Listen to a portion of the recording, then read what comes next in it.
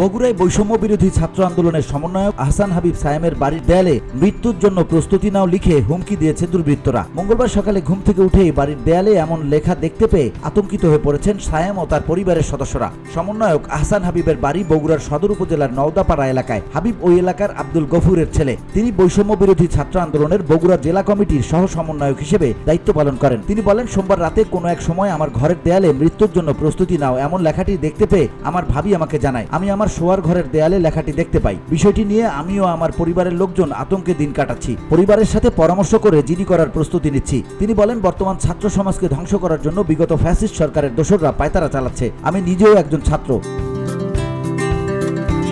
আজ আমাকে হুমকি দিয়েছে, কাল আমার অন্য ভাইকে হুমকি দিতে পারে। আমি এর সুষ্ঠু বিচারের দাবি জানাচ্ছি। বগুড়ার বৈষম্য বিরোধী ছাত্র আন্দোলনের সাবেক সমন্বয়ক সাকিব হাসান বলেন, বিষয়টি আমি জেনেছি। ঘটনাটি দুঃখজনক। 24-এর বিপ্লবে দেশের জন্য যারা লড়াই করেছেন তাদের বাড়িতে এমন হত্যার হুমকি দুঃখজনক। সায়েমকে আইনগত পদক্ষেপ গ্রহণ করতে আমি পরামর্শ দিয়েছি। বগুড়ার সদর থানার ওসি SM মঈনুদ্দিন বলেন, ঘটনাটি শোনার পর থেকেই আমাদের থানার একাধিক টিম কাজ করছে।